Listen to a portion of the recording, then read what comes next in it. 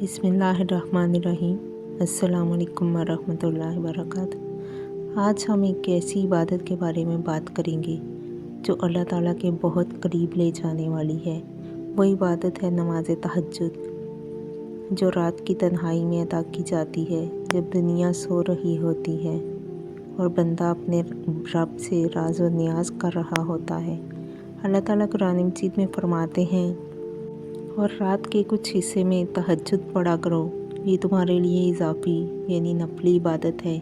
उम्मीद है कि तुम्हारा रब तुम्हें मकाम महमूद पर फाइज करेगा।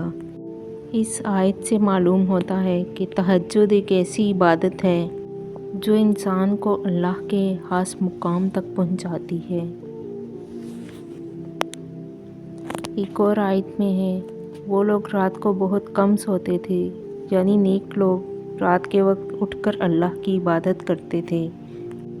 हदीस मुबारक में तहज्जुद की फजीलत नबी करीम सल्लल्लाहु अलैहि वसल्लम ने फरमाया, फ़र्ज़ नमाज के बाद सबसे अफजल नमाज रात की नमाज यानी तहज्जुद है। रसूलुल्लाह सल्लल्लाहु अलैहि वसल्लम ने फरमाया, हमारा रब हर रात आसमानी दुनिया पर नज़ूल फरमाता है जब रात का आखिरी तिहाई हिस्सा बाकी रह जाता है और फरमाता है कोई मांगने वाला कि मैं इसे अता करूं, है कोई दुआ करने वाला कि मैं इसकी दुआ कबूल करूं। सोचें, अल्लाह हमें खुद पुकार रहा होता है और हम सो रहे होते हैं। आपका रब बखूबी जानता है कि आप और आपके साथ के लोगों की एक जमात करीब 2/3 रात के और आधी रात के और 1/3 रात के तहज्जुद पढ़ती है, और रात दिन का पूरा अंदाज़ा अल्लाह ताला को ही है, और वो खूब जानता है कि तुम उसे हरगिज़ न निभा सकोगे। बस उसने तुम पर मेहरबानी की, लिहाजा जितना कुरान पढ़ना तुम्हारे लिए आसान हो उतना ही पढ़ो। वो जानता है कि तुम में बाज़ बीमार भी होंगे, बाज़ दूसरे ज़मीन में चल फिर कर अल्लाह ताला का फजल यानी रोज़ी भी तलाश करेंगे। तहज्जुद पढ़ने के फ़ायदे। अल्लाह का कुर्ब हासिल होता है, दुआएं कबूल होती हैं, दिल को सुकून मिलता है, गुनाहों की माफ़ी मिलती है, रिज़्क में बरकत आती है। तहज्जुद पढ़ने का तरीका। इशा के बाद सो जाएं, रात के आखिरी हिस्से में उठें, कम से कम 2 रकत नफल अदा करें, जितना दिल चाहे ज़्यादा पढ़ सकते हैं। आखिर में दुआ ज़रूर करें।